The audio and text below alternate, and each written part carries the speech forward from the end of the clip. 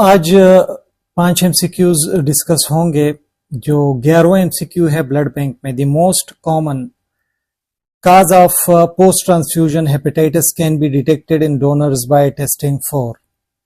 جو most commonly post transfusion hepatitis ہوتا ہے کچھ لوگوں میں جب ڈونر بلڈ دیتا ہے، جس بندے کو بلڈ ٹرانسفیوز ہوتا ہے، جسے ٹرانسفیوژن ہوتا ہے، تو اکثر اوقات ان میں ہیپیٹائٹس ڈیولپ ہو جاتا ہے. اور پھر ایسے لوگوں میں نیچے دیے گئے آپشنز میں سے کون سا ٹیسٹ کیا جاتا ہے جس کی مدد سے جو پوسٹ ٹرانسفیوژن ہیپیٹائٹس ہے اس کا پتہ ہم لگا سکتے ہیں.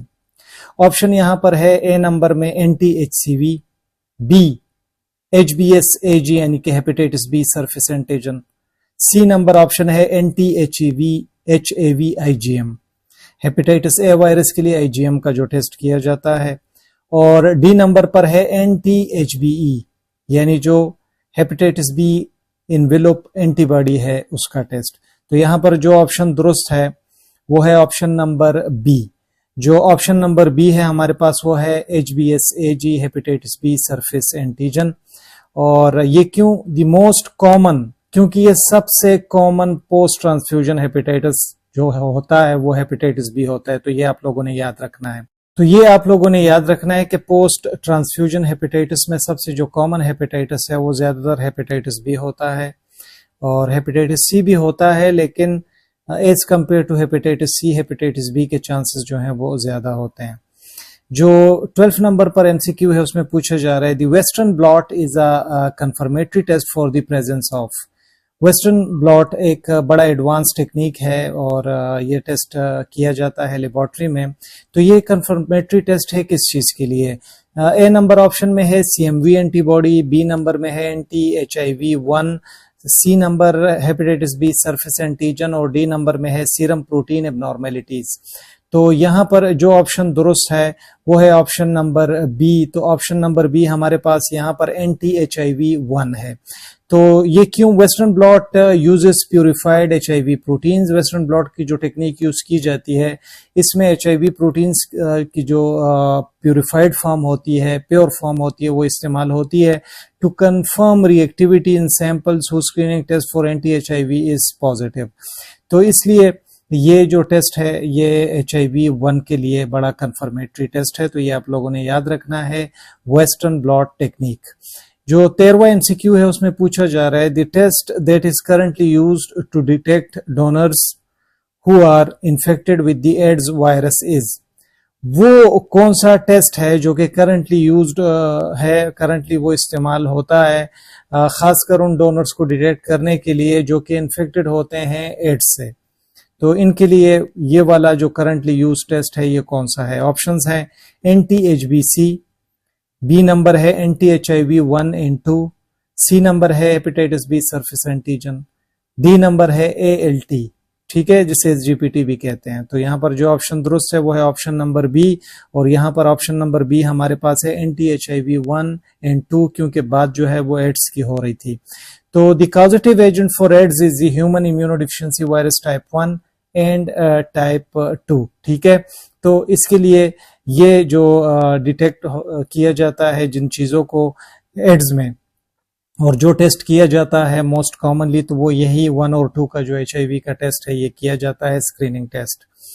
جو 14 نمبر پر ایم سی کیو ہے اس میں پوچھا جا رہا ہے commonly use screening method for anti H I V 1 detection is.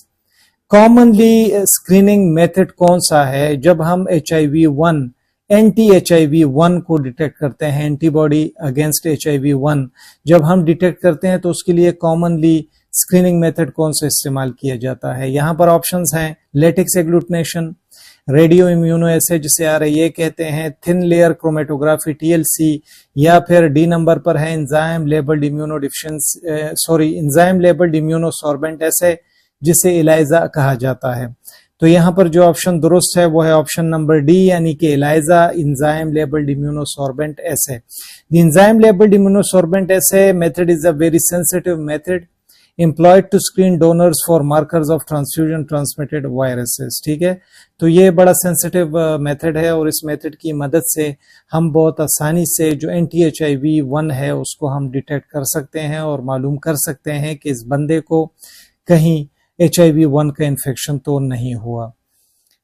15 number پر جو MCQ ہے اس میں پوچھا جا رہا ہے کہ دی rejuvenation of a unit of red blood cells is a method used to rejuvenation of a unit of red blood cells۔ ٹھیک ہے، اس کا مطلب کیا ہے؟ اس کا مطلب یہ ہے کہ جو ریڈ بلڈ سیلز ہیں اگر انہیں زندہ رکھا جائے، انہیں فریش رکھا جائے زیادہ وقت کے لیے، تو اس کے لیے کون سا میتھڈ جو ہے وہ استعمال ہوتا ہے؟ تو اے نمبر آپشن ہے remove antibody attach to R B Cs سے جو اینٹی باڈیز ہیں اس کو ریموو کیا جائے۔ Inactivate viruses and bacteria, جو بیکٹیریا یا وائرسز اگر ہیں ان کو ان ایکٹیویٹ کیا جائے۔